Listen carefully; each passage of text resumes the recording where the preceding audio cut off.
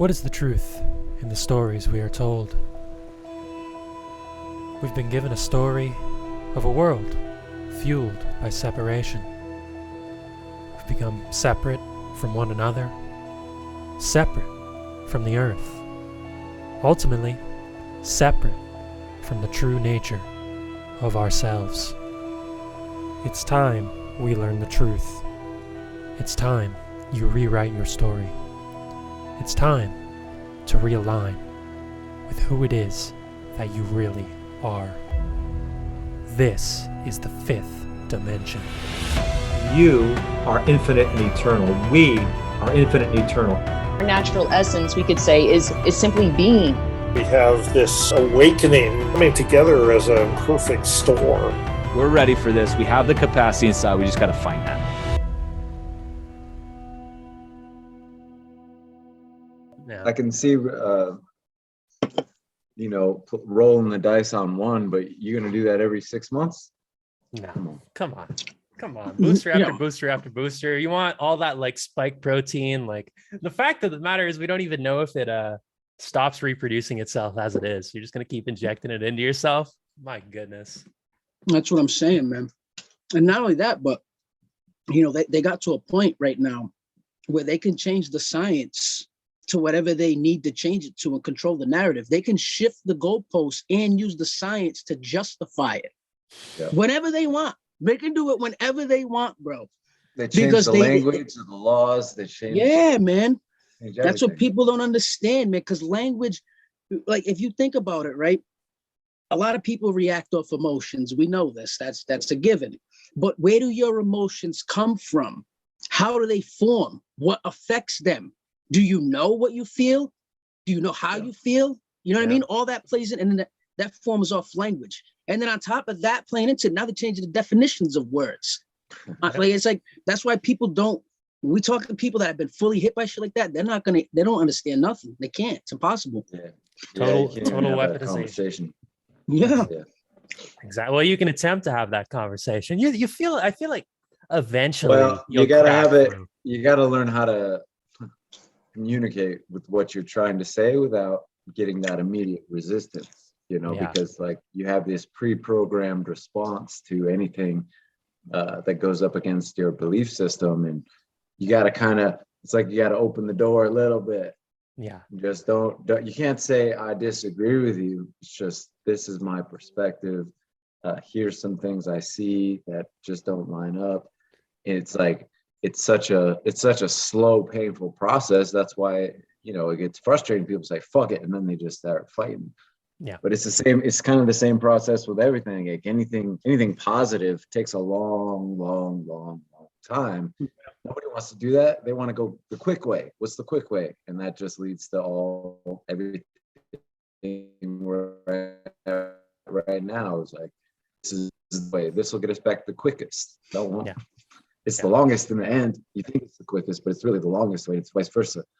Exactly. Baby steps. Although, like, part of me is like, I don't even know if we have time for baby steps. So it's like, where's that balance? Like, how do you rip off the Band-Aids without triggering the Mr. Smith within everybody? Yeah, like Matrix programming. I think they already kind of locked so much stuff in place I don't think that is a possibility. Yeah. Like they divided everything. Yeah, and I kind of lean into the same thing, and that's why I play with certain things. Like, I've been looking into like emotions and stuff like that, but also instincts, right? So if you think about people on the left, right, they're driven off change. Everything's change. We want change. That's what motivates them. But then there has to be another element to that, because there's always two sides.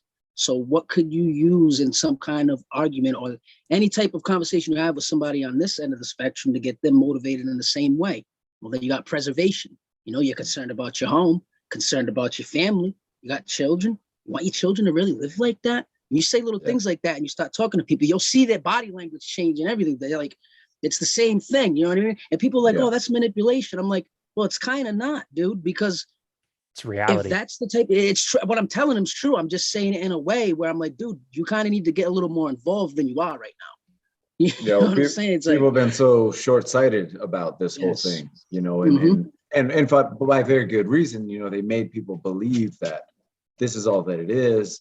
people were kind of set on it, like if people really thought like, I got to pass all this stuff down to my children, and they're like, they still don't see that. But if you put it into that context, we're like, well, like, do you want your kids to go through this? Because they're going to go through this. This isn't I'm going to take the shot and it's done. And the more that comes to the table and people start having that conversation, the more people are like, nah, man, like this ain't working. Yeah. So Yeah, no, that's one I agree, way. man. Exactly. Yeah, no, I agree. I definitely agree, brother. You know, it just makes me nervous though, because, you know, I don't think people really understand too much about human nature. I mean, as men, we know a little more. We know that there's that something in there. Like, you know, when you're arguing with another person, sometimes you get like that. It's like a primal instinct. Yeah, that's there, man. That's a real thing, dude. People forget it, and it drives me insane. I'm like, you guys understand? Did you see how those people acted for toilet paper?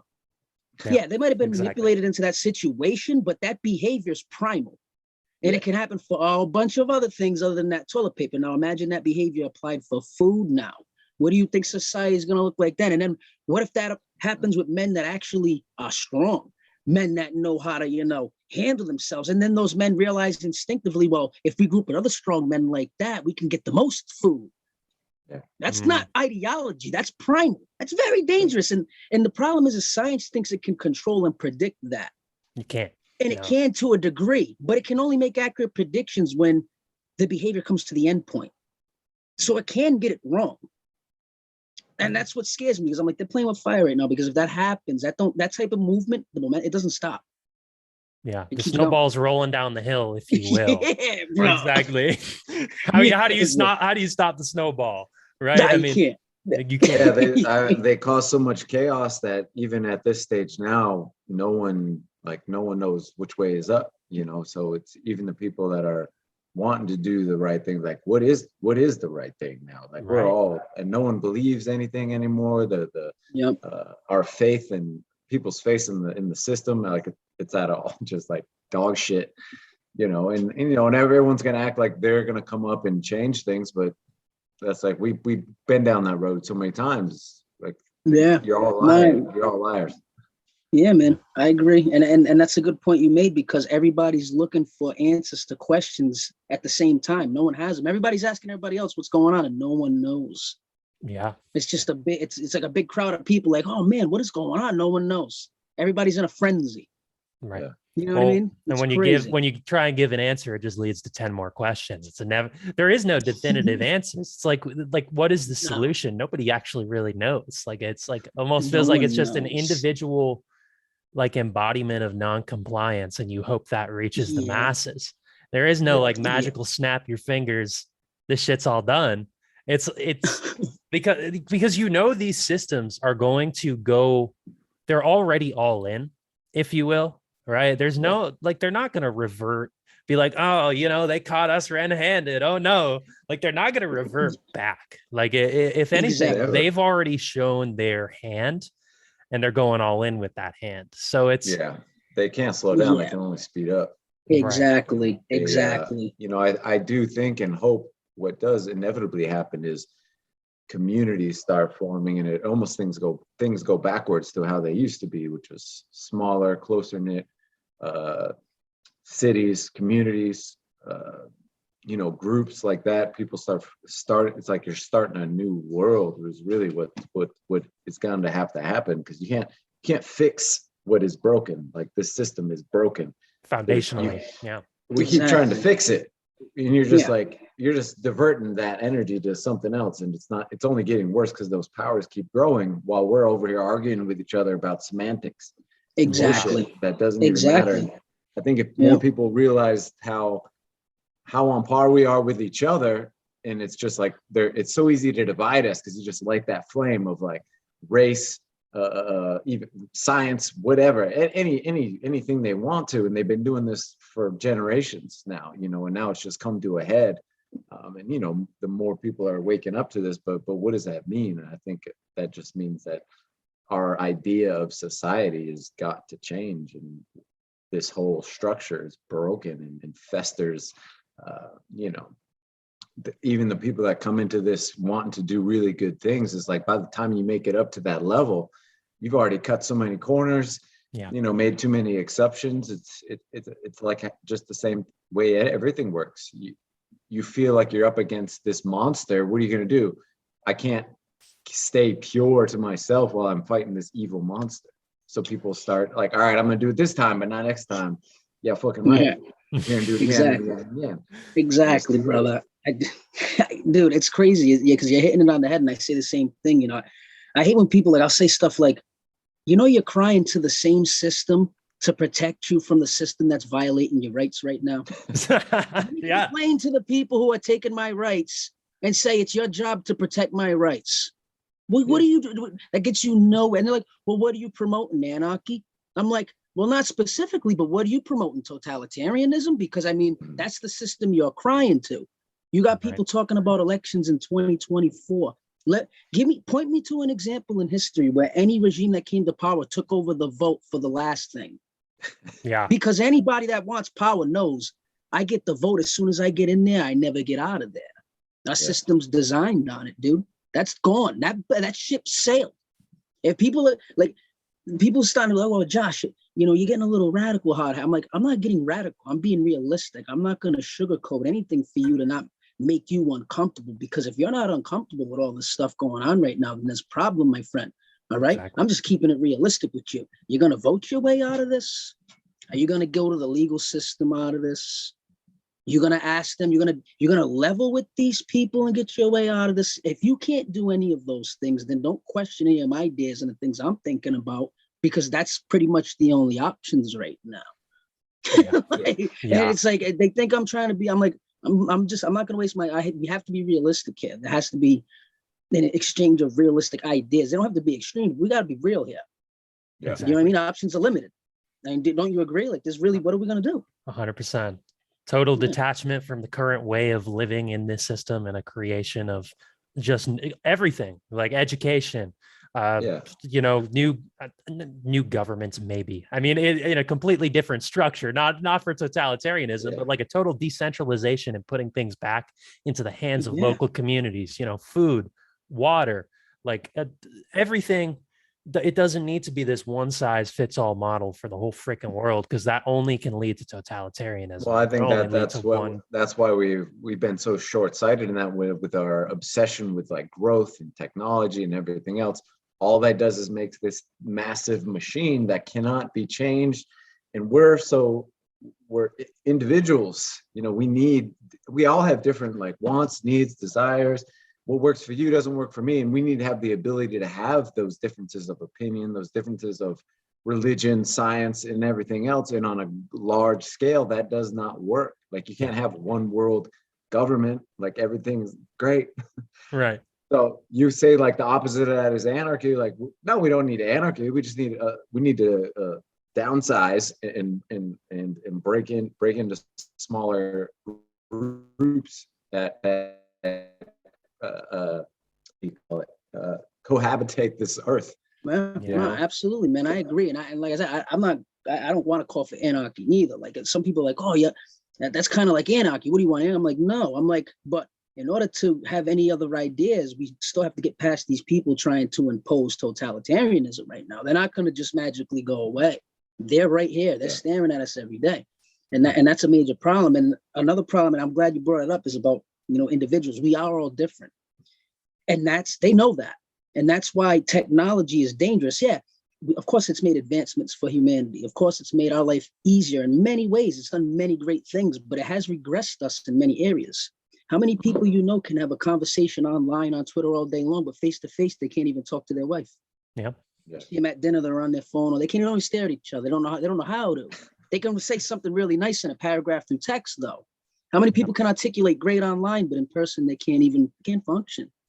Because people don't realize how many of our, now. And then if they control that, they know that they can try to make everyone have the same ideas. Yeah. Eventually it has to happen by controlling the whole flow of information. Keep doing it. That's their goal, because they know that if they can't do that, that primal in man will lash out. Like, I'm not listening anymore. Yeah. And it won't just be one person. And that type of behavior, it is spontaneous. You can't, like, it doesn't organize the same. Like, it's just a spontaneous wave. Like, people just instinctively group with the strong, and they're like, we're done, we're not doing that no more. Oh, you know, you're supposed to use money to get that. Not anymore, we're taking it now. And that's dangerous. It's very dangerous. And they know that.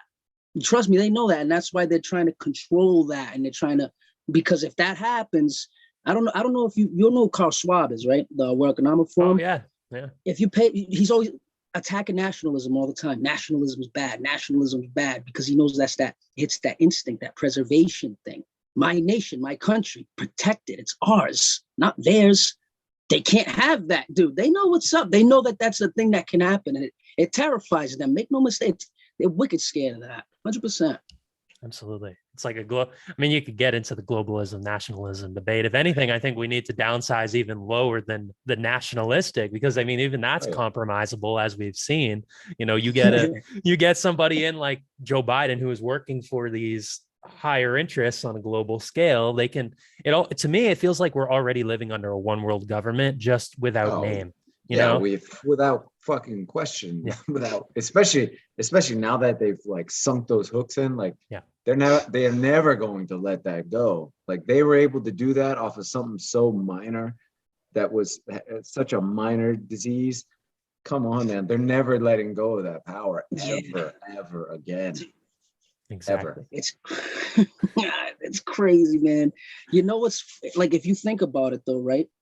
I agree. It's definitely already functioning as like a one world government. But what I think's happening too is they're still squabbling over pieces of the pie, because there's fractions within that one world government. It's still multiple people that are trying to control it. And I think right now you're seeing people that are squabbling over certain things. You're still seeing that fraction. And that's interesting to me too, because it's like, well, if that's already happening now, how long is that really going to maintain for?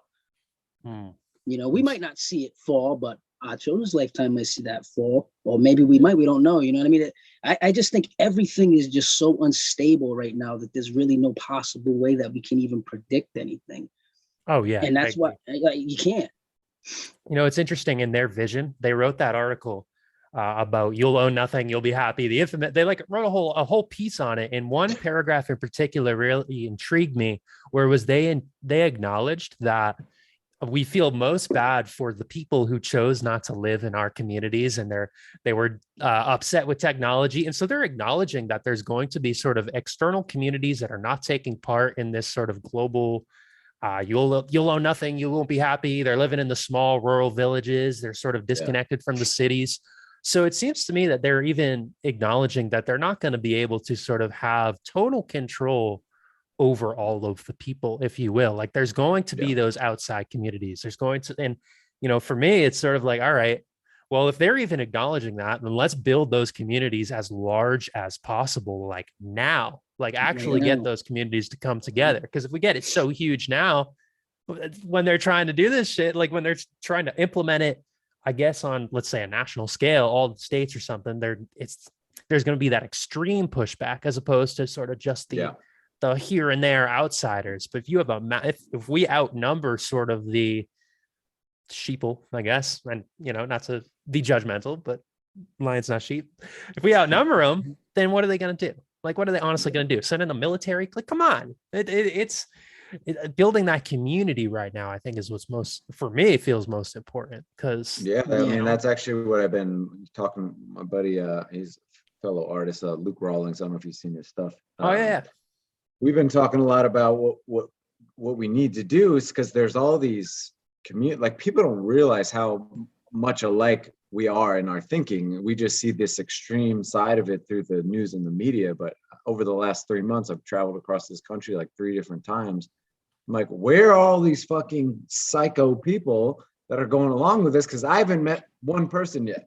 You know, you see it on a scale, like there's a spectrum there. And the more that people have these resources and know where these communities are, and, you know, creating it's almost like a Craigslist, like, these people aren't going along with this shit. They're not enforcing these mandates. This is okay. I live in this city. Where do I need to go to the store? Where do I need to go to the doctor? Where do I need to go get my car worked on? But people don't know where to do that. So we're continually feeding this machine by, like, always shopping at Amazon and fucking Walmart and Best Buy. And But if you don't know how not to do that, like, how do you fight this other than just bitching about it online? So, Right. Yeah. if we can create a platform or a resource for people, a place where people can go when they need something, they need to do something, or it's like, I want to support artists who aren't doing this.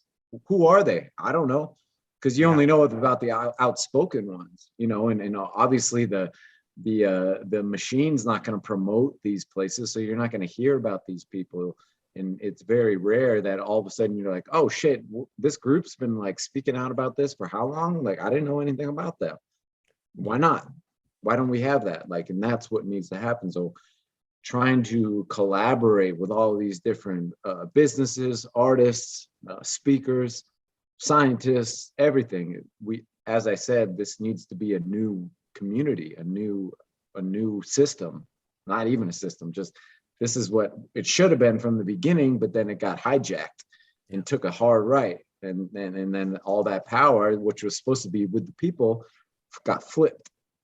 Yeah, exactly. And it's fun. I'm driving I've been on the road for this past week, and I went from South Dakota, and right now I'm in Idaho. So, I mean, you go through like Montana, Wyoming, I went through there. Yeah. Those places, I wouldn't necessarily expect them to be somewhere like a California, but at the same time, I walk into a grocery store, even I'm in Coeur d'Alene right now, like you maybe see one mask or two masks. Or like an optional thing. Like, right. If you want to, go for it. Exactly. And people, it's so evident in human behavior that, and just, you could experience this anywhere. We're 2 years into this thing almost. If people were actually afraid, if people were actually, you hear about, like, let's ridicule, let's isolate the unvaccinated, things like that. If people were actually afraid of like unvaccinated people or actually afraid of COVID, they'd be staying indoors. They would not be going outside. Like, they would be so isolated within their own little bubble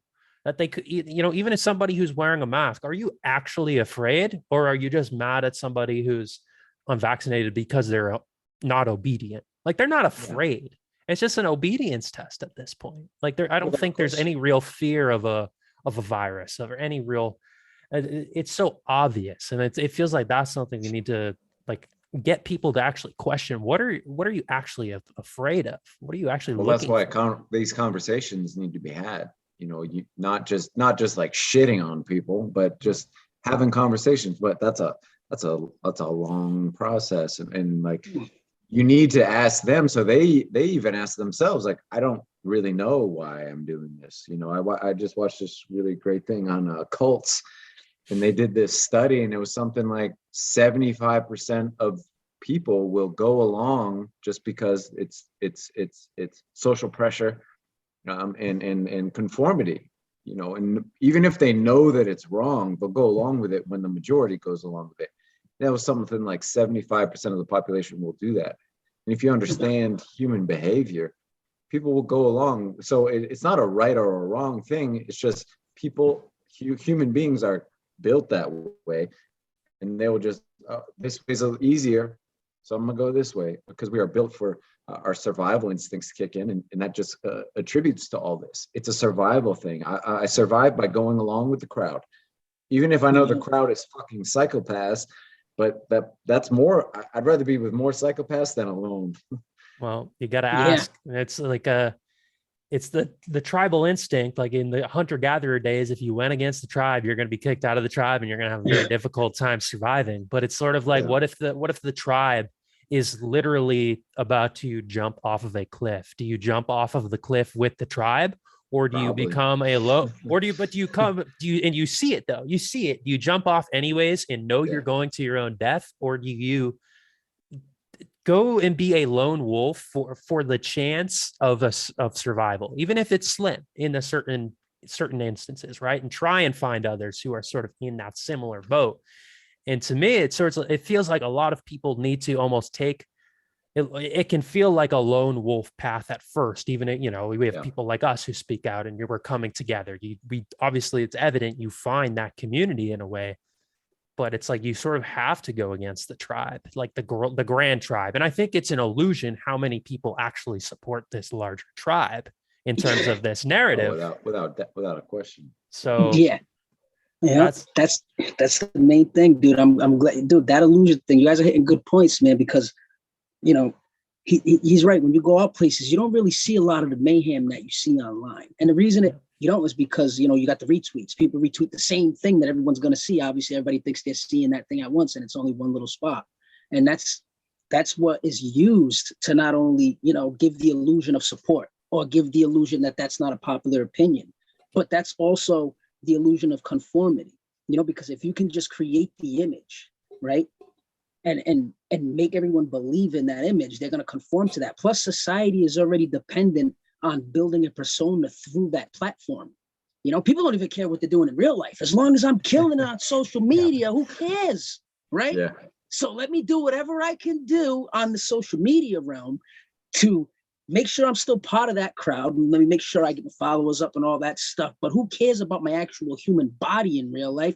Who cares about my actual respect in real life? You know what I mean? So that's how they get, that's like a social conformity, and it's powerful. So that tool they control right now is very, very powerful because they can manipulate the likes, right? They can manipulate people that you actually think are real people that ain't. Right? They have the algorithms already set on your phone that are studying you every single day. And before you even wake up from your actual dreams, that thing already got a whole buffet of shit it wants you to see that you're going to see no matter what, every single day. Mm-hmm. You're an algorithm already. And people don't understand that. And they're just stuck in that bubble, dude. And what's, like you said, you got people that are already starting to form those communities. Yes. But do you jump off the cliff or do you go along with the thing? That's one of the options. But then there's the third one. What do you do primarily if you know that there's people that are seeing this? It's instinctive. What do you do if you're getting chased by a mob of crazy people and you know they're about to corner you? Do you just let them corner you? Or do you say, I got to stop running eventually? Do you see what I'm saying? I don't bring these topics up to try to get people to think that way. That's not my intentions. I'm just trying to get people to understand that is still there. That didn't just vanish, man. And that's why we do need to talk to each other, because if we don't bring this up, we don't talk to each other, we don't try to figure something out that's realistic, that possibility can also happen, because some people don't just run away, man. Some people are like, let's get it. You know what I'm saying? I'm from Boston, bro. There's people out here, you know what I mean? I be in projects, all that shit, bro. We're not feeling none of this, bro. We don't like any of this. And you should hear the language that's shifting within some of these Hispanic community, bro. They're not happy right now. They're talking crazy, and it's a dangerous game. It scares me a little bit. I'm like, we gotta stop figuring stuff out, man. That's why I like talking and trying to just communicate with people, man. For real, we have to. We gotta figure something out. Yeah. If we ignore that sort of shadow side to all of this and the darkness that lingers within our primal instincts, it's bound to almost drive us unconsciously. If we just keep suppressing it, keep pushing it down, we don't want to have the chats with one another. We don't recognize that, even somebody, there is no real sides, if you will. We're all really one humanity. So are we going to continue to divide ourselves and just play into this? Because the people who are watching all this take place in their little tall castles and, sitting back watching what the masses are doing, the further we divide ourselves into chaos, the more that they're putting their legs up, they're sitting back, they're saying, beautiful, so are we really going to keep playing their game? I'm sure they would not mind if we just ascended into a total Armageddon type device, and it would have nothing to do with Washington D.C. They would just sit back and watch. We destroy ourselves, and that gives them more of the ability to take power, if you will, because we're all distracted. People don't realize there's a small group of people who are playing Monopoly with humanity. Yeah, we think it's like country versus country or city versus city. It ain't, or political party versus political party. Really?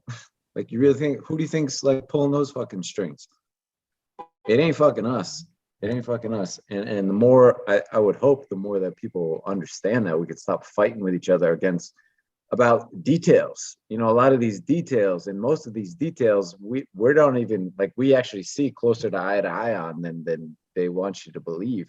You go on and talk to real people, it ain't like that. And that's why they want you alone in your house, staring at your phone, not allowed to talk to people. Like, how do you think every single dictatorship on the world ever happened? Because they don't want you talking to each other. They don't want communities communicating with each other. They don't want you to see how closely alike you are, even if you're on different sides of a spectrum. We're a lot more alike than we are at that extreme side of things. Yeah. There's a spectrum in all things, and the extreme side of everything is negative. Even the extreme side of health is negative. Yeah. You know, there's a balance there with all things, and it's so easy to divide us, because when you show that extreme, you're like, hey, the extreme side of freedom is anarchy and death and all this stuff. It's like, okay, well, I don't want that, so I'm going to go to the complete opposite side, which is I need to be controlled. I need to be told what to do. Just give me a little bit of money, give me a little bit of food, and I'll be a good boy. Put me in the pod. I'll eat the bugs. You know, allow to give me that comfortable little existence. No, exactly. It's quite unbelievable. And, you know, I think we are really being driven to those extremes on both quote unquote sides, right? And it's like I see people who are in the quote unquote truther community almost thirsting for Armageddon, thirsting for the bloodshed and the chaos of the world. And then on the opposite side, it's like, all right, I'm ready to be locked down forever and infinite boosters. Like, daddy governed me harder. Like I just can't get enough of it. So it feels like people are just, they're like, extremism in a way is very, like, there's something attractive about it to the human psyche. And I don't know if I have the exact words for what that is. Because you can turn your brain off. You don't have to think anymore. You're like, I'm here, and there's no debating it.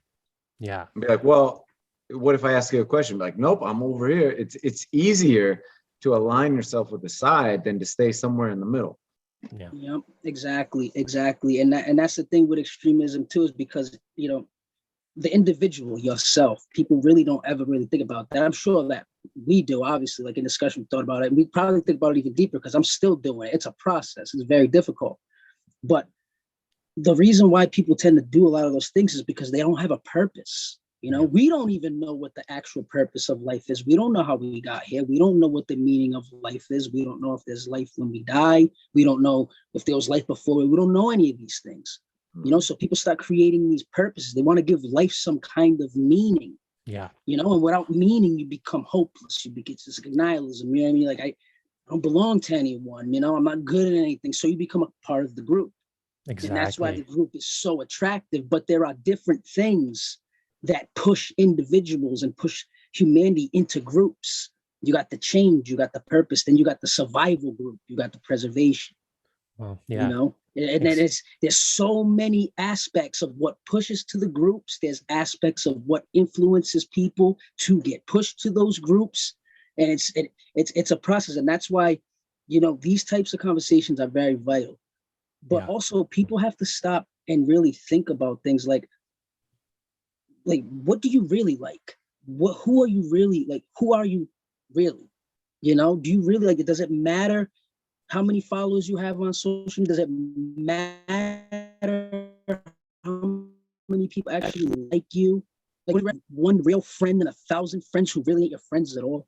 You know what I mean? Because I think if we start to realize all of these things, dude, we won't really want to be dependent on the group. Right. You know exactly. what I mean? We don't need it. The group's obsolete.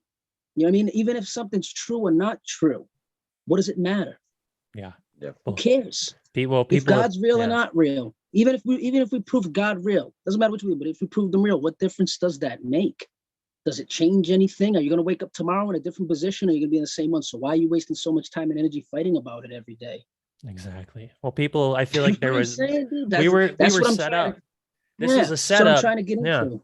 We were set up because there was such a lack of meaning in society prior to this like pandemic even happening. So that when they sprung it upon us, if you will, there was a lack of meaning and people were feeling lonelier than ever based on the system as it was. Right. And so when it happened, there was almost sort of this collective meaning of, oh, let's fight the virus. Let's come together. Like we're all in this together, the weaponization slogan and bringing people into this comment, like we're working for the greater good of society, beating this virus. And it filled that that void that was there from this previous meaning crisis. And it's the people who have found meaning within themselves who are actually able to take a step back and say, wait a minute, none of this adds up.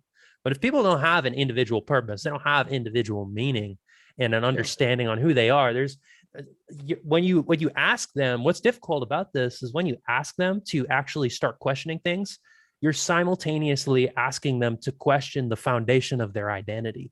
So of course they're not gonna question it, because their whole life they haven't questioned who they are. Why would they start now? That's the most terrifying thing somebody could do.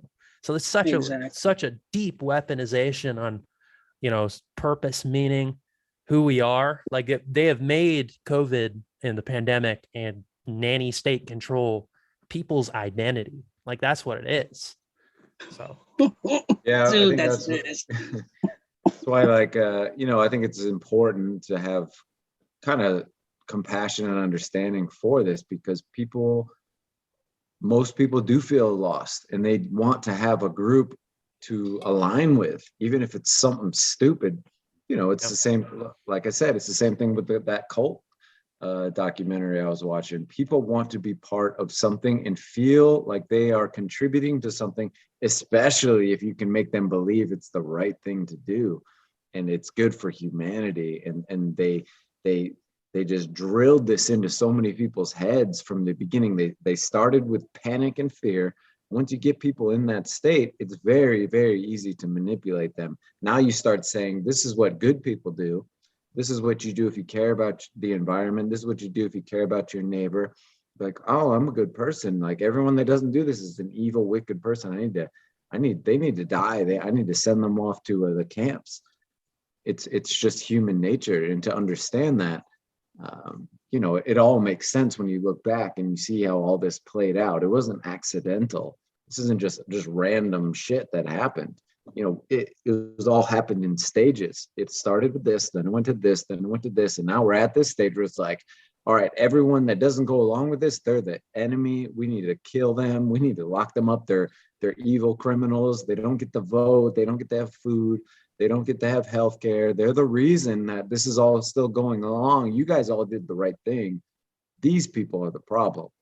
Mm-hmm. Yeah, that's called justification theory, because all violence and extremism hits its final stage through justification. Because when you damage someone, right, as a group, when you know you're going to physically damage or take, you're literally killing whatever was left inside of you that would feel bad about that. You need to justify that. I had no choice. I had to do it. You know what I mean? That's what that is. That's so dangerous, man. And that's why I brought up the group chasing you to the corner, because that goes both ways. And that's that.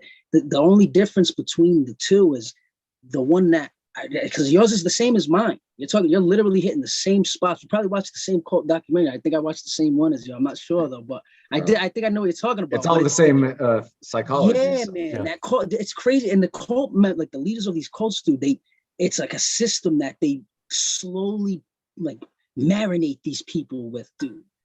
To the point where these people, they're not people anymore, dude. They can't, and it's sad, dude, because they'll never be the same ever again, dude. It's like, it's a process, man. But that's why I was talking about in the corner, man, because that happens both ways, and that's like a very pure instinctive one, and it lashes out. You can't even predict that. It's like a cornering a wild animal. But then imagine a collective wild animal, millions of people. That's fucking. Exactly. No, exactly. And when you have that justification at the end of the day, it's like I feel like you might still have that internal dialogue, if you will, but it's like, well, what happens if I don't actually listen to the orders? Am I really going to choose them over my children? Of course they're not. Of course exactly, dude. And now imagine if some, like, because there's intellectuals all over the place. There's intellectuals we don't even know about. Now imagine the right one sees this opportunity. He's like, not only can I hit that instinct, but let me take the left and right and make them appear as the same enemy. Because everyone's frustrated with the entire system in some form or another. And then after I make them look like the same enemy, I'll make them become the same scapegoat. But I'm not just I'm gonna make sure it's all gone. I'm gonna leave nothing but a pile of bones. And I'm gonna convince people to justify it. I mean, I haven't even been studying this stuff that long, and I'm figuring that method out. There's probably people that have been practicing that method and looking deep into that. You know what I mean? And that's another aspect of something that can happen, dude, because people are disgusted with the government as a whole. You know what I mean? And if there's one thing that can get people to step away from the left and right spectrum, it's going, forget the left and right spectrum. I'm not Republican or Democrat. I don't care about Trump or Biden. You know what? Let's just stop playing this game. Let's flip this whole game board over. Who's with me right now? Yeah. Then what?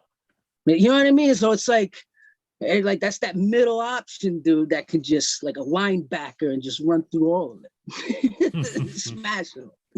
Absolutely. Absolutely. Well, when we have to pave the way for the middle option is never going to be presented to us, you know? It's never going to be presented as a choice. And it's going to be it was presented at the beginning. Like that's what it was supposed to be. Yeah. It was supposed to be the middle. It wasn't supposed to be either side against each other. It's supposed to be, that's true. You give me your point, I'm gonna give you your point, and then everyone else is gonna see both those points, and we're gonna decide right down the middle what's best for the collective of humanity. But it went so extreme, and then both those got so extreme. We're all down here in the middle, like, what the fuck is happening? Right. Yeah. Well, when you have such a large system, you wonder if the sustainability of it, when you're trying to represent, I mean, we have 330 million people in America. You're trying to represent 330 million diverse perspectives that generally, I mean, if you go to certain parts of the country, you're going to have certain views, right? And in Idaho, Montana, the Dakotas, they're all thinking one way because they live in the rural areas versus the East Coast and the West Coast. But when you have that one centralized system, and when they get there and they're supposed to be representing their people, I mean, we're at a point where the government, if it feels like you're always assuming growth in that central figure, right? So to me, it seemed like the creation of this system, it was inevitable to get to the point where we are at, even if it was created with good intentions. Like, because there was no checks on its own.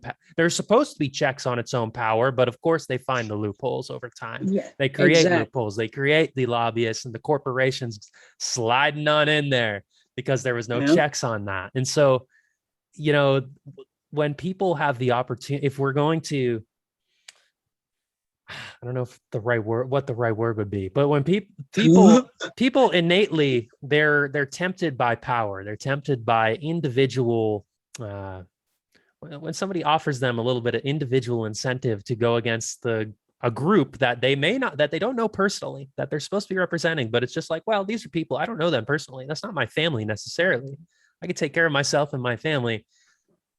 If I look the other way and allow this system to grow, at the point where we're at, where the modern society and all the corporations, how everybody's in bed together, like it's sort of an inevitability that it's going to continue to grow in that regard. So, you know, 1776 is a way different time period than the modern age. And it's like, if you, there was supposed to be accountability in these things, right? And we've lost sight of that. So all these, it was like on the small scale. So these people accountable, these people accountable, these people.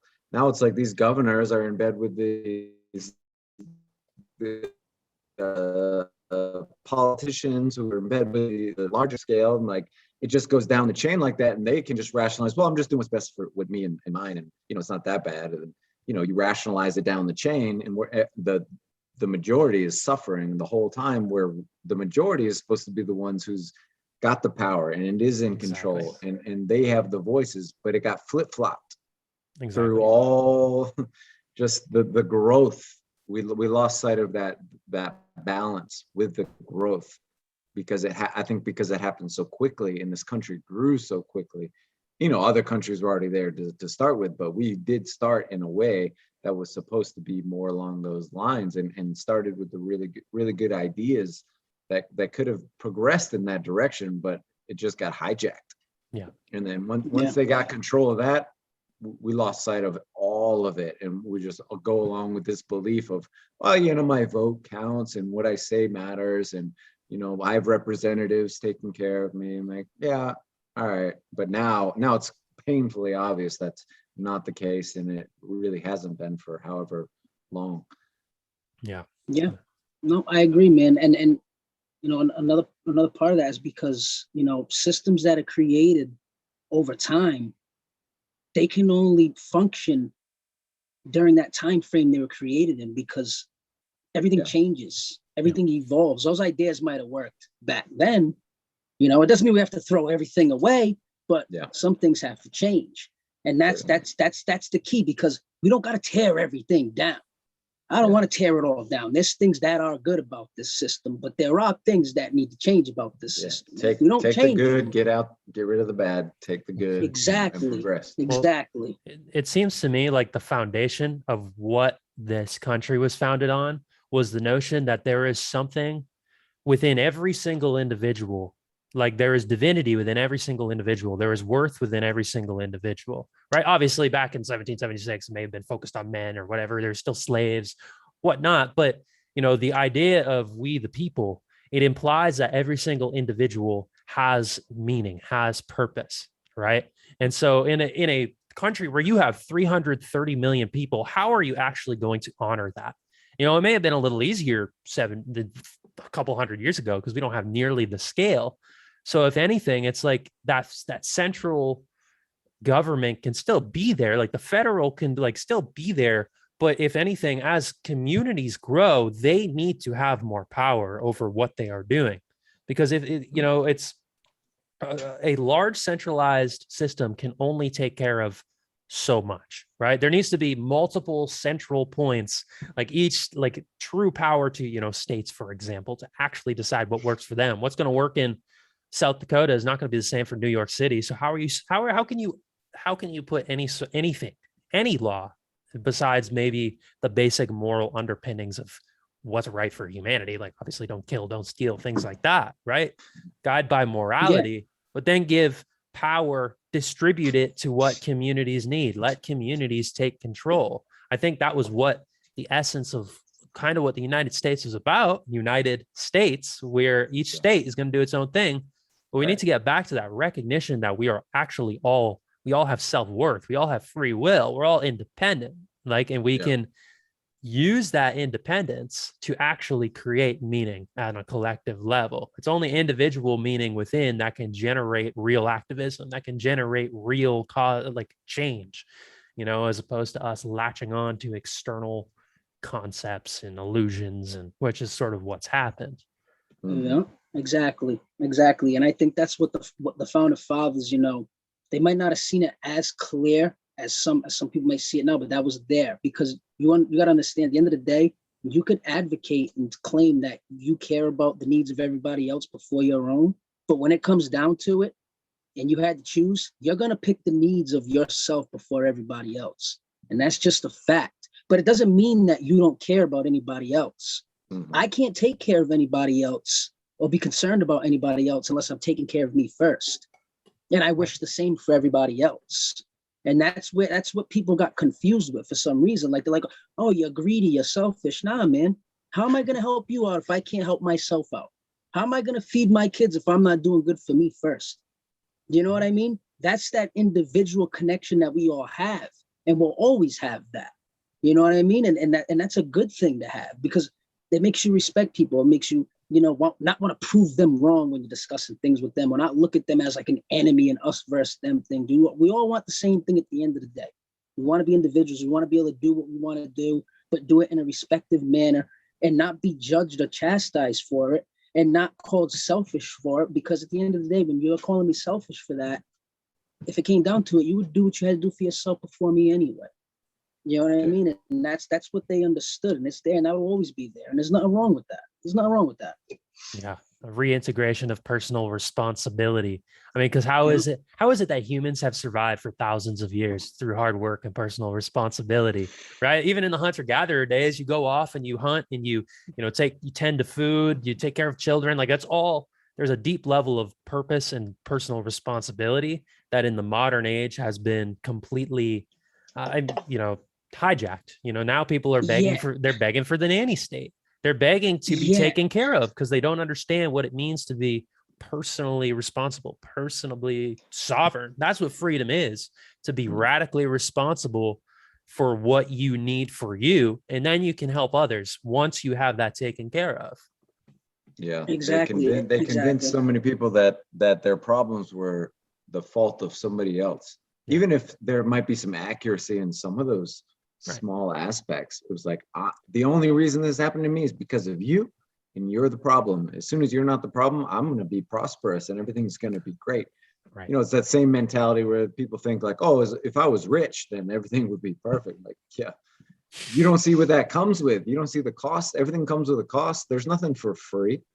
Nothing in this world is free. Everything comes with a cost. So it's easy to hijack that mentality of blaming somebody else for your own problems, your own shortcomings, your own lack of responsibility, especially with your health and things like that. Be like, you're why I'm sick, even though I'm 500 pounds, and you're why I'm gonna die. Like, well, what happened prior to this? Because you weren't really doing anything about that earlier, and I'm the one that's in trouble now, who does take care of those things. But I'm the enemy because I'm not going to inject myself with this shit. Right. But they hijack people's thinking along those lines of, it's very easy to become that victim, because like we're all victims of something. We're all born in a certain place. We're all born with certain parents. We're all a certain color. Everyone's got a certain aspect of victimization that you can rely on and say, this is why I'm not successful. And part of that, certainly there's an aspect of that that's accurate, but there's a broad spectrum there. That's just one little notch. Like, yeah, you didn't have this, but you had all this. What's your problem? Mm-hmm. And we look at people who are successful as if they had the whole thing. No, they had this piece that you didn't have, certainly, but they had all this other stuff that you had as well. Why didn't you do anything about it? Right. They decided to make a choice.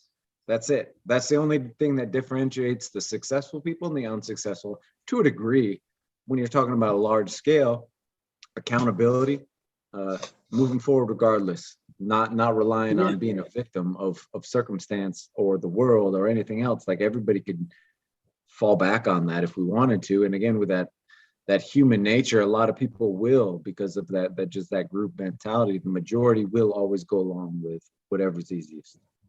Yeah, exactly. And and I agree with everything you're saying, because I didn't grow up rich at all. But you don't have to have 4 aces to win a game of poker every time. You could have 4 deuces and still play that as a winning hand.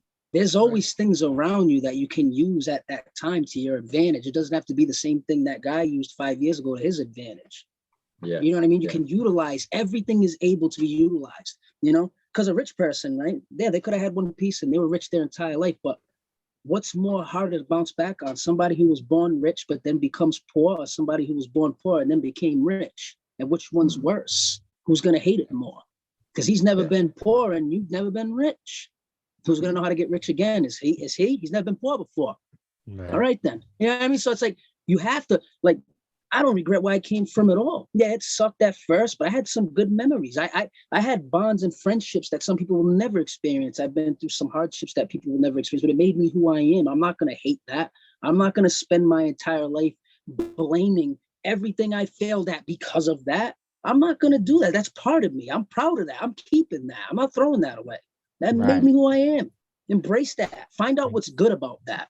Exactly. Find out what's good about your struggle, man. You know what I'm saying? Well, you could ask somebody the question of, if you had to, if you have your 2 groups of life experiences, right? On one side, you have, on one side, you have the wisdom that you gain from the challenges that you have, right? And on the other side, you have the wisdom that you gain from, the partying and the fun and the drinking and all that. Like, are you going to, like, if you have to take one away, are you really going to take away the challenges and the pain and the heartache? Because that's where you learn. Or are you going to take away what you like, the fun and the partying, and like, what do you actually learn from that? Most people, I would imagine, would be like, well, if you take away my struggle, you take away everything I've learned. You take away who I have become, right? So we need to embrace the difficulties, even like the times we're in now. There's people who see what's going on in the world and they fall back into little me and like, oh shit, this is all happening to me. We're going to be taken over by a one world government. We're going to be enslaved. I'm going to be living in a pod. I'm going to be eating bugs. I'm going to have no friends, no family. I'm going to have to get 7 boosters, right? Like, No, you should, like, I personally in this time feel empowered. I feel alive. I feel energized because it's an opportunity. That's kind of how we have to look at it. Can you imagine if we are able to actually radically turn this on its head, what that's going to look like? Like what is on the other side of that? What can we actually learn from that? How can we actually grow from that if we can adopt that on that sort of mindset on a collective level? Like when you think of it from that perspective, it brings a lot. It makes me feel radiant, and people sort of need to step outside of the little me. I'm a victim of all this nonsense going on, because when they do, that's when you're going to actually make change. You can't make change if you're a victim. Like, you can only create other victims. You could, if you identify with the victim of abuse, for example, if you identify with I am hurt, you can only bring hurt, right? You need to take that pain and transmute it and actually create something from it. Like, it could be a gift if you allow it to be. Oh yeah, without question, man. It's a gift. I think that for myself, I mean, that's definitely a great way to look at it. I look at things, I learned a lot of this through fighting. Is like, assume you've already lost, assume you're already dead. What are you going to do about it? You're either going to make it better, or you're going to make it worse. You're either going to help out this shit that's happening right now. You're going to contribute to it just going down this road, or you're going to give it some resistance. Be like, I'm not going to lay down and die. I'm not going along with you. Even if you're going to kill me, it's going to be a shitty fucking day for you. I'm not going to just make it easier for you. Yeah, hopefully we can make this shit work out well for everybody and it becomes this new community and all this. But that'd be great. And I hope that is what happens. But even if that's not the case, I'm not going to help this system just grow so much stronger and encapsulate so many more people. I'm going to resist as much as possible and make this as different. I'm going to make your victory the most painful, ugly, difficult thing you've ever done in your whole life. I'm not going to help you out. So when I look at it from that point, be like, yeah, maybe we can't win. So I'm not going to help you win.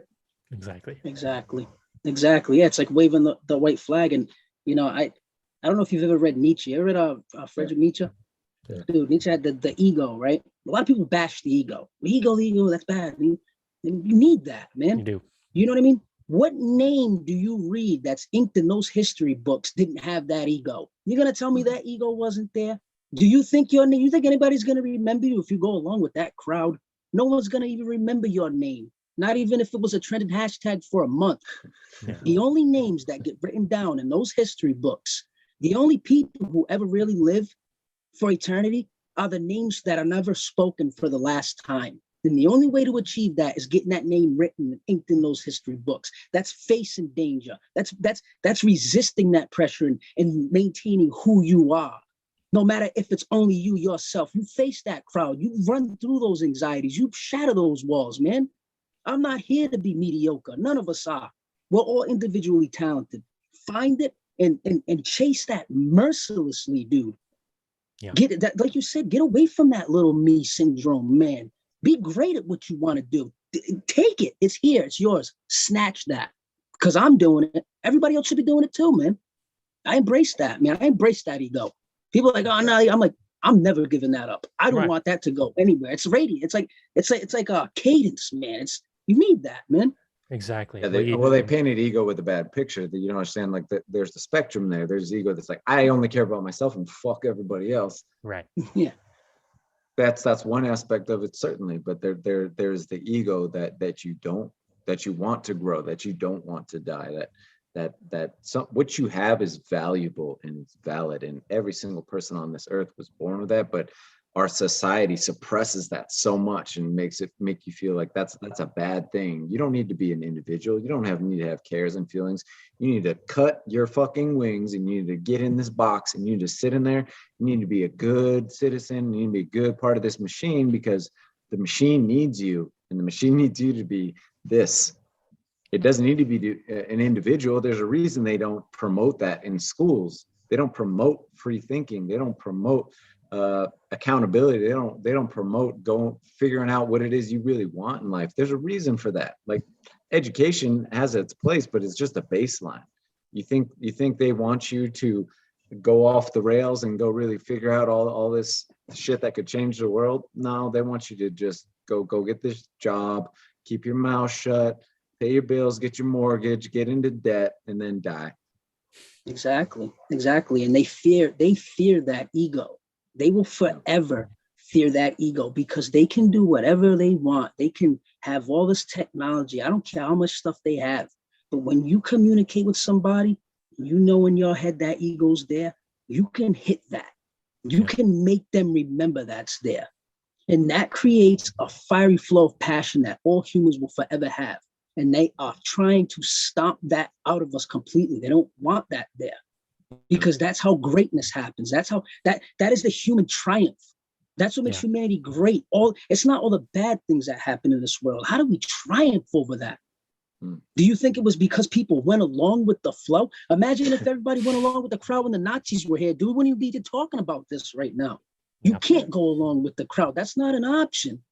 And that's what they don't want people. They're scared of that.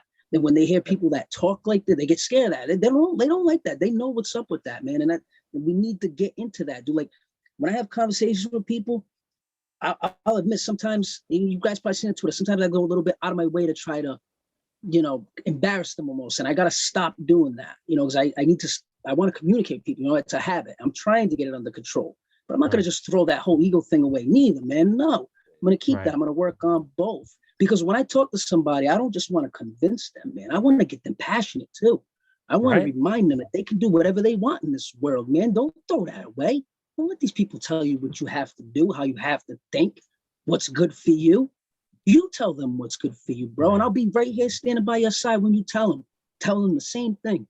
You know what I'm saying, bro? Right. I'm not never changing that. No one's going to ever force me to change. Exactly. I'm not doing that. Exactly. It's like you got to ask people, what is their highest ideal? Like for themselves, for their families, for the world, for their communities? Like what is that highest ideal? And I mean, it's going to look different for every single person, like what that vision is per se. That's the point though. All of us are different. We don't want to say everyone's the same. When everyone's the same, we're robots. And that's what they want us to be, robots. Don't have an opinion.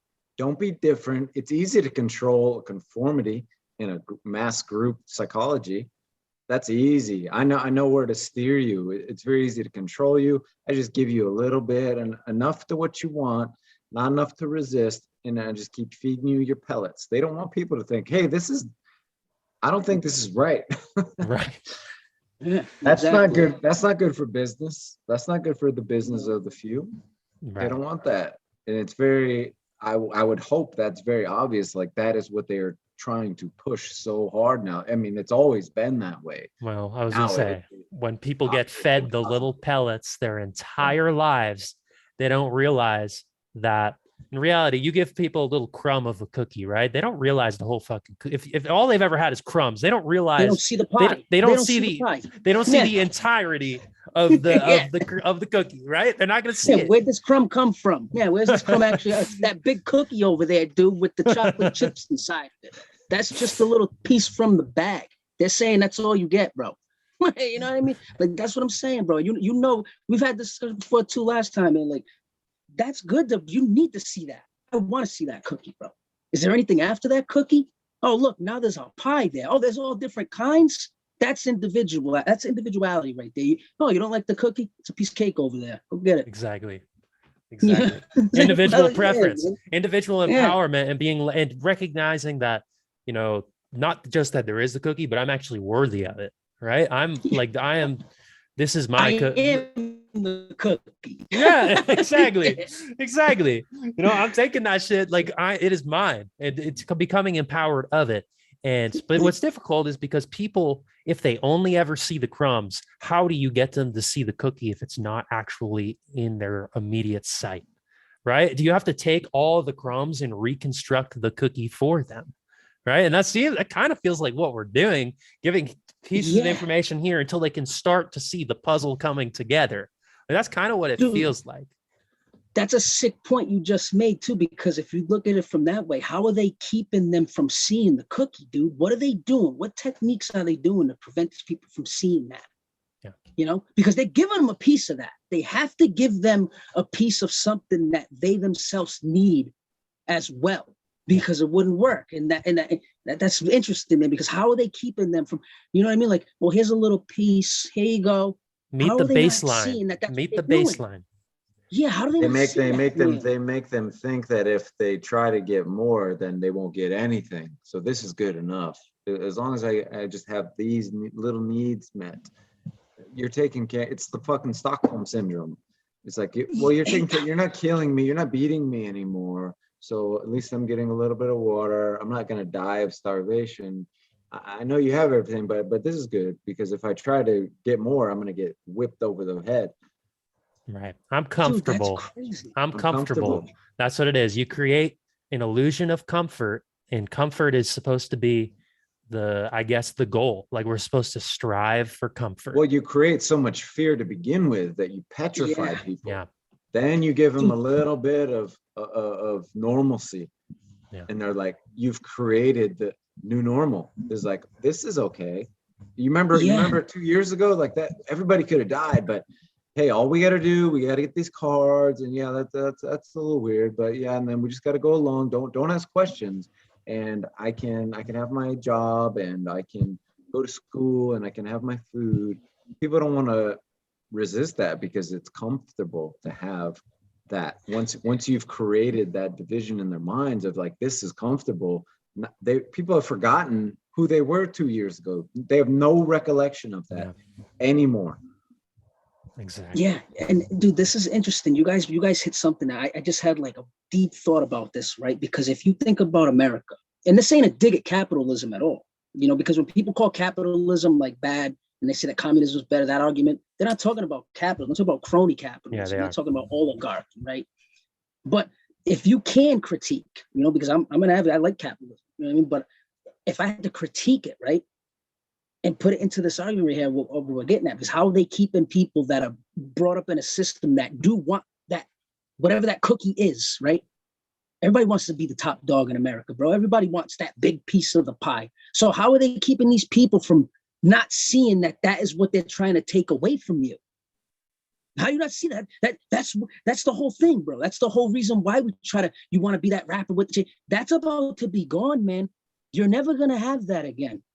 So I think this is an interesting thing, man, because if we can play with that, dude, we can get people that we never thought would like agree with any of this, bro, and be like, oh, wait a minute, what? What do you mean? Mm-hmm. That's what they're trying. And then you could find, I don't know why it's crazy you guys brought this up. Got me thinking crazy over here, right? That's good. No, that's what these conversations are for, though. We want to spark new ideas. We want to spark like a deeper understanding of what is actually going on, right? Because, you know, the quote unquote, I think the quote unquote American dream was already long hijacked. But if you think about it, what was the American dream? It's the fact that you can work hard, you can make it.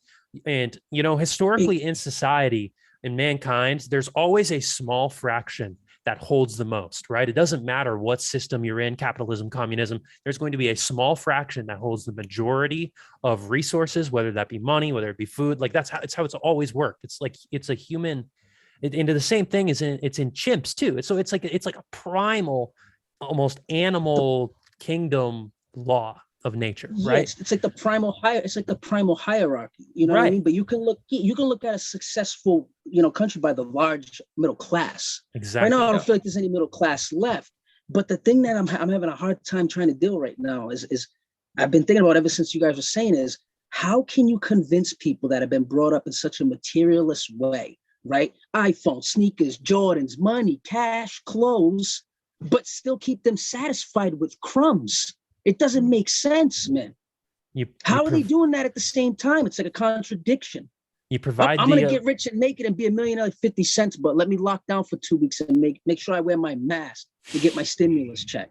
How are they doing that to people at the same time? I can't wrap my head around it, bro. Well, I think they made them feel that it was a temporary thing, you know, and they slowly started. They slowly, because if they did this 2 years ago, people would go, fuck yourself. Right. Yeah. Never would happen. Exactly. What they did first, they relied on people's actual compassion and care for one another. They're like, yeah, we're all gonna fucking die. Like, we should care. They relied on us caring about each other, which people did, because people, even if people like myself were like, yeah, this seems like a little bit of bullshit, but all right, you know, maybe not. So, you know, I can understand it to a degree. But then the more and more and more, they slowly started clipping those wings a little bit. So it was a progressive thing, or regressive thing, I would say, because we're going down. It's hard to look at now and be like, how did this happen? But it was slowly, like everything that always happens. It's slowly. They start by making you think you're doing the right thing. When you go back and you study history, watch how like the Nazis came to power. They did the exact same thing. This wasn't like this overnight thing where people were like turning in their neighbors. They did it slowly. They were like, hey, this is what's right for this community. We needed this for each other. Then you started like dropping these little bits of like, these people, these are the problem over here. You started like isolating them. You started segregating that society. And once you've detached that, then it's all over. Right. Nah. And that's true. But it's just fascinating because even if you remember the riots, right? What were the first things people were taking? TVs, clothes, sneakers. That materialist thing is still there. Well, yeah, it's there, and I'm bothered right now by how that can still be there at the same time. Well, that's a very I don't know how to word this, but it's almost like a soft spot that we haven't seen that can get shattered easily. Well, it feels like they've created the circumstance where that almost the idea of the American dream is still alive, right? But they're continuing to place so many barriers around how you can actually reach it. Now inflation is happening. Now you're going to need vaccines for this. You're going to need to do this. You're going to need to do that. So they're creating the conditions where the actual ability to reach that pinnacle, that status way up there, it's not impossible, but the conditions of it they're becoming so much more. There's so much more that goes into it, right? But they still have the illusion that it's right there because they throw the celebrities in our face. They throw the materialism in our face. It's all pushed in the same way that it was, and people are so locked into the consumption that they haven't even realized how drastically the conditions have changed, and they're going to continue the rat race forever and ever, fighting at this impossible piece of cheese off in the distance, right? Without the recognition that it's on a stick, and they continue to take it further and further away. It's the classic carrot on a stick analogy. Exactly. Right? It's the illusion. And you hit it. Yep, and you hit it on the head. That's why you said there's all different kinds, because everybody's individual American dream is different. He might want to be a rapper. He might want to be a businessman. He might want to sell cars. They want to get rich, though. So how can we blame each individual branch? Inflation. They didn't get the vaccine. Shortages. We gotta create the illusion around a bunch of individual dreams, all motivated off that one American dream. That's how they're doing that. That's why I was bothering him. Like, how can they? That's what they're doing. That's why it's a whole bunch of different things like that. Right. It's crazy. It's a total systematic, almost reversal of like just a total systematic hijacking. It's a flow. Yeah, flow. And they're flow, dude.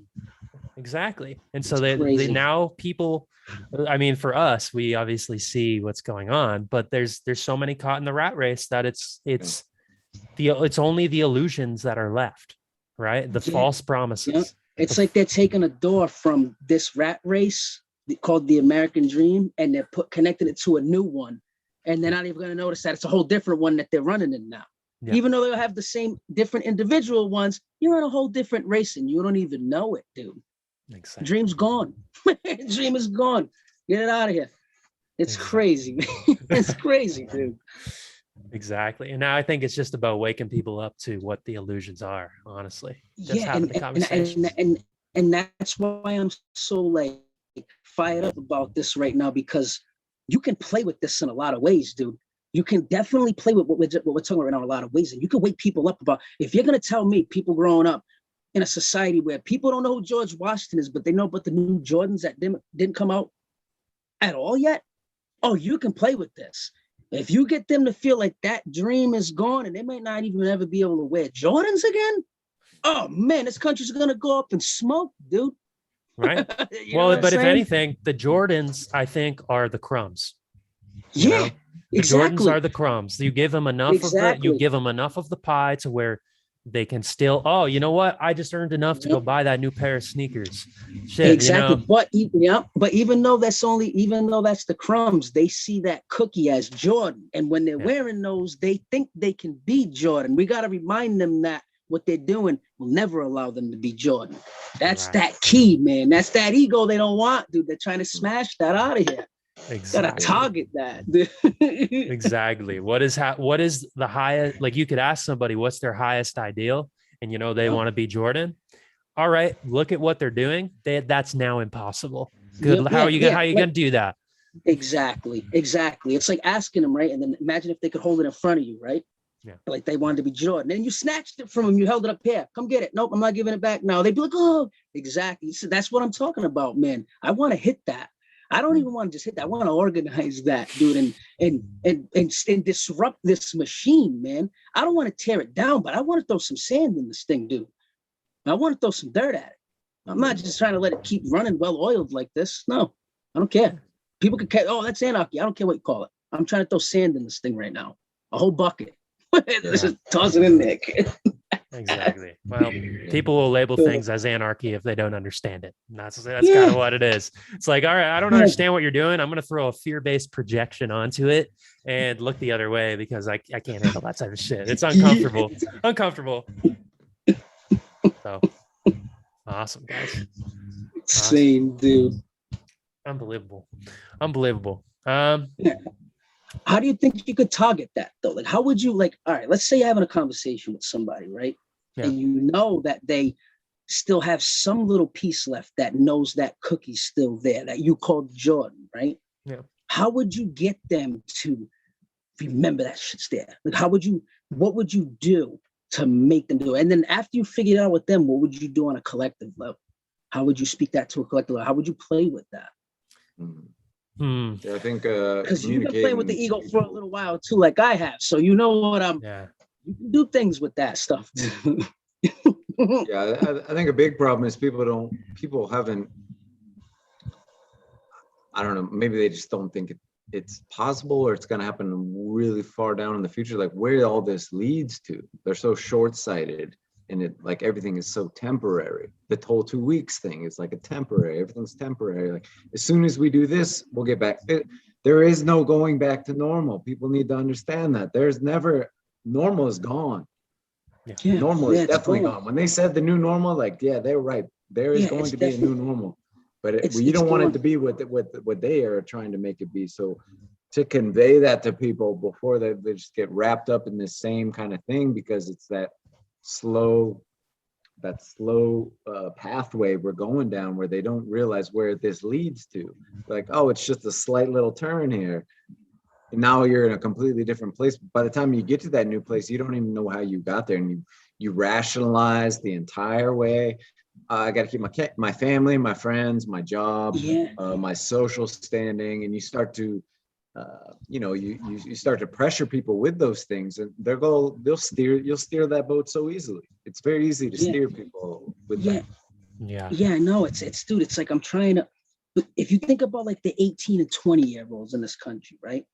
Half of them don't think about a family structure, right? They don't really know about college, but they do want that cookie that we've been talking about, dude. Because if you think about how they've manipulated everybody into the victim complex, they still use that it's all about me technique. Yeah. It's all about me. Everything's your fault and it's me. That's still there. And that cookie is the same way. Everybody feels like they're entitled to that cookie. That's the American dream. So how can I grab that back? And not only how can I grab that back, but how can I convince all the 18 and 20-year-olds in the country that that's about to be gone? And use that to motivate them to really get passionate about this right now. Right. You know, you like getting fly, you like being able to go out and talk to girls. You won't be able to do that no more. You like wearing them J's, you're not gonna be able to dress like that no more. Forget the car with them rims, bro. That shit's gone, dude. You gonna let them do that? You gonna let them tell you how to talk, speak? Come on, man. Don't you like going out blowing hookah? You can hit that. Conservatives don't even attempt to touch that shit, dude. That's why I've been good with those people, bro. They want the same targeted crowd. It's that right and left spectrum, bro. I want to be able to get people from both, bring them together, dude. I want the dude that's from Oklahoma out here at one point, dude, mingling in the hookah lounge, man, with my fellow Hispanics, dude. We're all Americans, and that cookie's still there. Let's go get it. Don't let them take that from us. Absolutely. I want to play with that. It's almost like creating the cultural revolution in a way of bringing the cultures together for that American dream, if you will, right? Yeah. It's because if you create this new normal, and it's like they've slowly but surely created a culture of passive fear, right? The old way of being, of how we lived, is completely gone. It's gone. Like, it's not like you guys were saying. It's like, what if you were to ask, what is the overall culture of, you could say, society, not just America?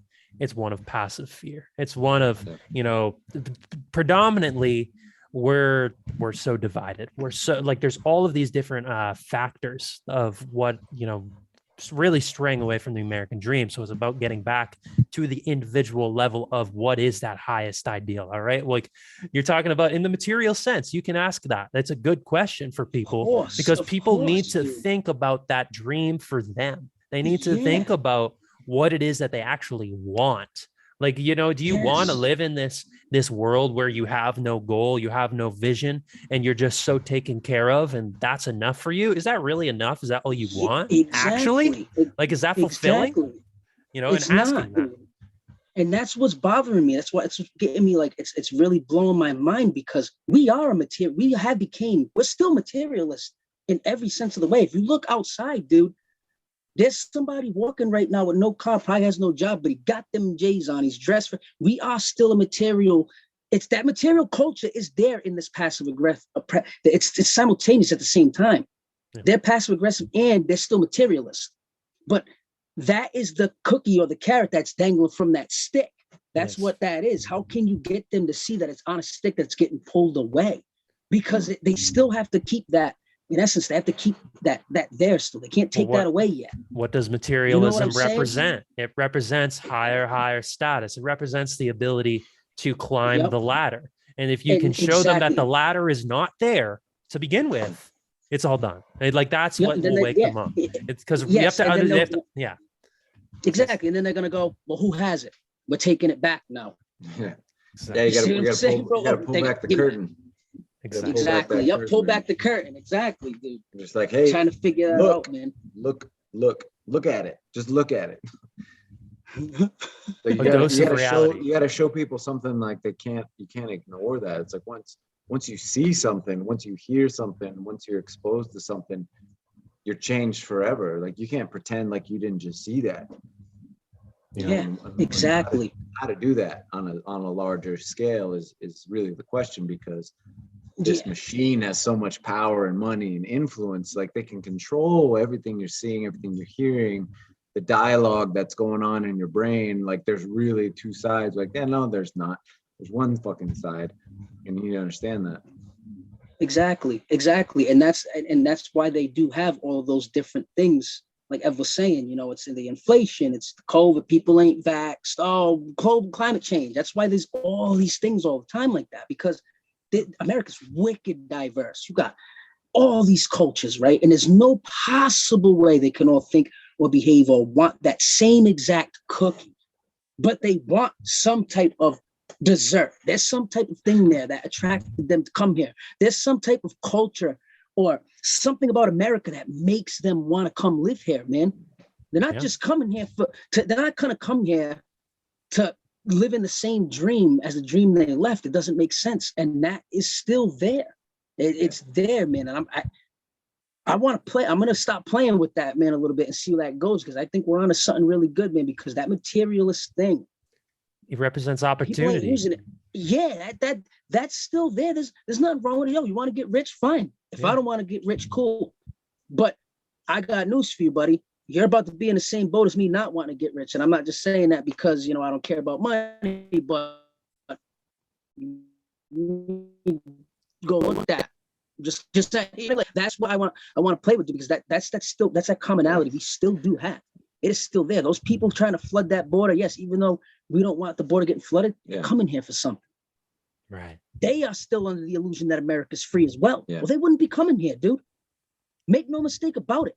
They're not just coming here to help the regime tear down this structure that we have here. There's something here that, even though they can't explain it, it's pulling them here. Yeah. How are they keeping these people from seeing that? And how can we grab that back and pull back, like you said, that curtain, pull that shit right back? There has to be something you can do with that. Yeah, well, people, I think we've lost sight of that as a nation, like what we started with, where everyone was just driven to make things our own and to take the power back. I mean, that's how this country was started to begin with. Like, we're sick of these fucking people, these corporations, these governments controlling us. And then we started this whole new country. Like, we're not doing that ever again. It's going to be about the people. It's going to be about all this diverse group of people from all these different countries, from all these different religions. Like, that's still in all of us, but they're suppressing that so much, and they've taken that fire out of people.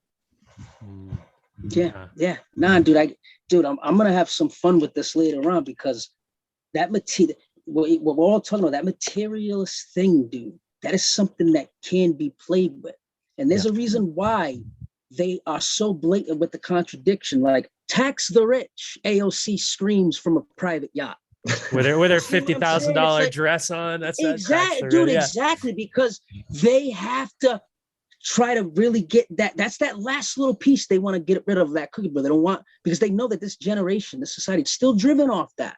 Yeah. And I don't care if it is, dude. I don't care if that is right now, because that's always going to be there.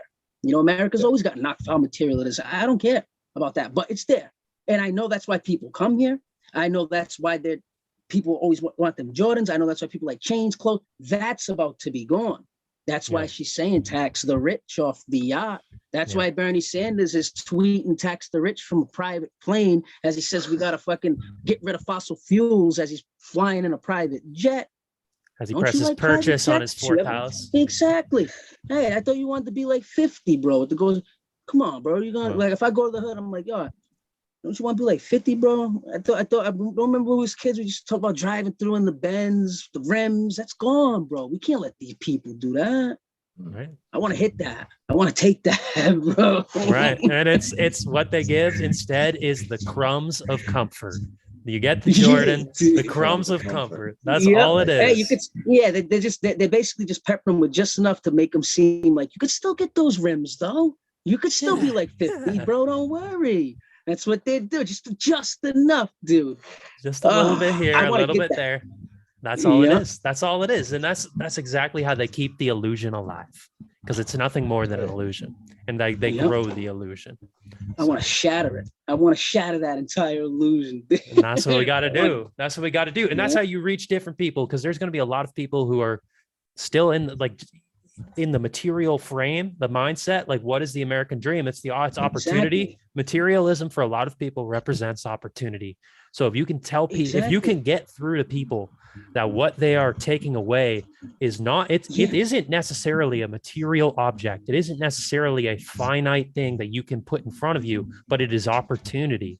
That's what freedom is. Exactly. They're taking, if they take away your opportunity, why, what is the point of living? Yeah, exactly. Because if you think about it, right, you have people fleeing from totalitarian countries to come to a country that's behaving like a totalitarian country. Well, that doesn't make any sense. Why would they do that? Because there's something still there that's pulling them here. Yeah. You know what I mean? But they just don't know how to word it the same way we do. Yeah. That could backfire on them big time, dude. Look how many people they're letting flow in here. What if those people are like, what do you mean? I just walked hundreds of thousands of miles and that cookie's gone?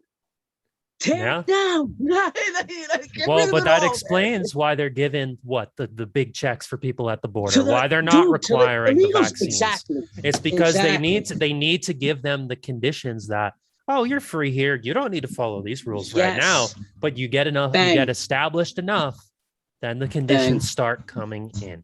That's what it is. You got it. You hit that right on the head, dude. Right on the head, bro. So I'm gonna have fun with that. It's a cruel system right now, ain't it? Talk about these illusions. Unbelievable. It is, dude. Yeah, it's like they have an illusion, right? That's playing a bunch of different channels of the same show that is different for each and every individual at the same time. Yeah. You feel me what I'm saying? Because it's so diverse, but America always had that one dream that could be everybody else's independent, different dream. It's one overall dream, even though your dream's different and your dream's different and your dream, everybody has a different dream, but it revolves around that one dream. That dream's that pull of that dream's still there. Because if it wasn't, people wouldn't be coming. And that's why they are. Like you just hit it right on the head. That's why they're giving those illegals the money. And that's why, even though it's that absurd and outrageous to people like us, like that's fucking crazy. They don't care because they have to do that. Yeah. Because that's the only way to keep that thing there. That's why all the policy's so outrageously absurd and in your face. Because they don't care no more. These are the final plays, but they don't care how mad they get. We have to do that, dude, because these people are going to see that the curtain's going to come back. It's not like we can vote them out anyways, right? Exactly, so what repercussions do they actually have? They don't have any, and that's why they're doing it, and that's why it's so absurd, because what we're talking about is still there, and they know that. You know, all these illegals we're letting in, dude, they wouldn't have came here if they knew that we're going to turn into the country that they just ran from. They would have just stayed there. What's the purpose? Let me save the steps. Exactly. You know what I'm saying? So let's give them some money. You know, let's fly these people in. Let's make them think that dream's still there. And then once we finally get rid of everything, we have a little control, then we're like, we're sorry, we lied to you. You guys fled from that totalitarian country just to come to a new one. Beach is closed. But if anything, I think what we're creating reminds me of almost Brave New World in a way, where people don't even realize they're in totalitarianism, right? Yeah, that's what it is. Servitude. Exactly.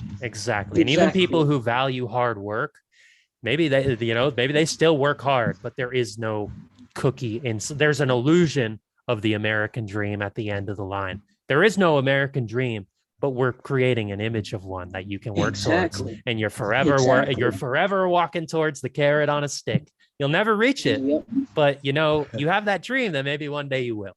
So exactly, and that's why that policy is so absurd. Because think about this logically, right? You already know people are flipping out about you letting thousands of illegals across the border. During the same time, you're telling people that you might have to lock them down because of that virus, right? That's one absurdity, right? Then you're telling people you're going to need vaccination passes as you're letting people that don't have any documentation of being a citizen in, right? That's already absurd, number two. Then the third one was the money. On top of that, you're going to give them money as there's inflation. This is outrageous, but why? Because those new people don't know. They only know that they think that illusion's still there. They think that cookie's still there. So I don't care how absurd it looks. We'll deal with those people later. Give it to them. Have to maintain that. Yeah. They don't do. That's a fragile balance. That's hard for them to do, dude. We can play with that all day long, man. And I don't think a lot of people are understanding that, because that is the whole commonality we still do have as Americans. You know, and that's why they bombard us with dozens and dozens and dozens of narratives. But all of those narratives revolve around that one big illusion that they need to maintain.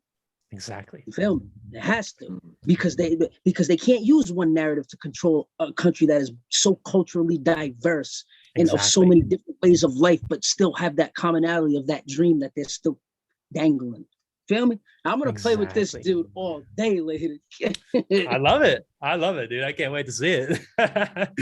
Dude, gotta go off. Well, and it's just, how do you reveal who's behind the curtain? I guess that's what we got to just continue to strive for. How do we reveal what's at stake? You gotta go all in, dude. Because I've made mistakes before, dude. I've had some ideas, but like, nah, you can't do that, John. You can't say that. Oh, that's a little too extreme. You can't. Well, you can't just throw the conservatives under the bus with the Dems. I mean, they're the better party. They're not perfect, but they're better. I'm tired of that, bro. Listen, both parties are trash. I'm getting rid of both. I want people that, I don't care if it throws dirt in this machine, dude. I'm going all in on that. If it works, it works. If it don't, I'll deal with the consequences after, dude. But at least I did something. Self-censorship is the worst kind of censorship. Honestly, that's all it is. Lions, bro. Lions, not sheep, bro. I don't eating that. Exactly. Give me that cookie back. And awaken the fellow lions. Stop trying to transform sheep. Yeah, man. Waking them all up, telling them, hey, there's a piece for you right there, and there's a piece for you right there. Yep. Go get that. Eat that piece. Eat that. It's yours, bro. Hey, go. Let's get it.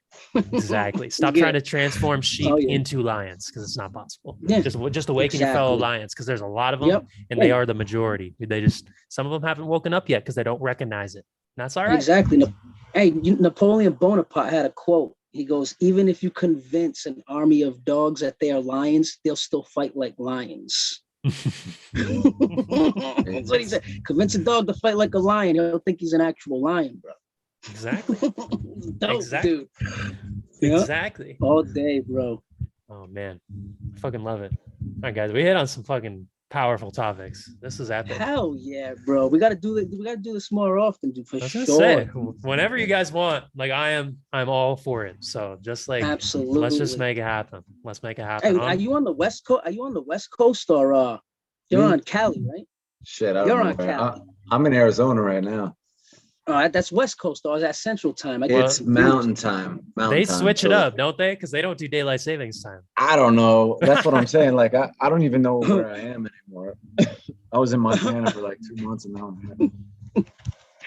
Oh man, yeah, man, we can definitely do it because we made it work with all these different time zones. We could definitely do it. And I like this because all three of us are very different than each other, dude. We're not just an echo chamber. If you see a lot of these people do, dude, they all got the same idea. They're all talking about the same, all in agreement. I'm tired of that, man. Even if that's considered the patriot, I don't care, man. Whatever, dude. That's weird too. I don't want to be part of any collective group, dude. I'm so sick of it. Yeah, I'm like so sick of both sides, dude. Like we don't like, just because something seems better than this other thing, you don't realize how bad that can go if you're not getting everyone's input and opinions and this diversity. It's just going to become the same thing, just on the opposite end of the spectrum. Yeah, that's not man. It might be worse. Dude. That's exactly. That's like when people go, well, the conservatives are for small government. I'm like, yeah, but they're letting corporations become the new government, dude. You're gonna say anything about that? It's like I don't want to be down with that neither, bro. I'm good. I don't want neither one of those, bro. Straight. Down with none of those. Like, it's supposed to be about the people anyway, not which party it is. Exactly, bro. Exactly. I'm good with all of that. Release the identity of party, or like stop wrapping yourself up in all that and defining yourself by all of that. Exactly. Find yourself like an individual. Yep. Get it to the point. As soon as you start a conversation with somebody, get so good at it, you can remind them about that in 10 seconds flat, kid. That's what it's all about. Immediately. Boom. And then get so good at it, you can do it with a group of people at the same time. And remind them about that. They don't want that. Trust me, though. They don't want people to learn this shit. They don't want that. I'm trying to get that back, though. I'm gonna get it back. Oh yeah. Hell yeah. 100%. Hey, we're all gonna make it. We're all gonna make it. We're gonna make it happen. We're gonna do it. I love it. Awesome, dudes. So let's definitely do this again. Whenever, man. If you want to do it like once a week, once a month. Yeah, absolutely. All for it. Yeah, you know what? We should keep in touch too. Like, if you guys have any ideas, like how to touch on that, we were just talking about, how to get that material dream that still brings people here. If you could shoot me the ideas, man, you know what I mean? I'll play with it, dude. I'd be up late, dude, doing this shit, bro. I'd be up all night reading this shit. I can't stop. I have a problem. I probably need to stop. That's a good dude. That's a good problem to have. So somebody's got to have that problem. Dude, it's crazy, man. It's sick. It's sick, dude. But yeah, man, definitely, dude. Definitely. Look, bro. Look. Let's go. Someone was just telling me about that book. I think it was yesterday. I think somebody was telling me about that. I need to read that. Yeah, dude, the human animal, the animal labyrinth, that's called, dude. Sick. It's dope, dude. Definitely dope. All right. Yeah, man. All right, brother. Yo, guys, hit me up, man. After this, dude, plan to hit me up tomorrow. Plan this next one for sure, man. All right, Let's do it, man. And I'll put this up by tomorrow, so I'll send it on over to you guys. Awesome. All right, cool, man. Hey, pleasure was all mine, baby. You guys be easy, all right, brother? All right, you too, guys. Great talking to you. All right. Catch you guys later. Hey.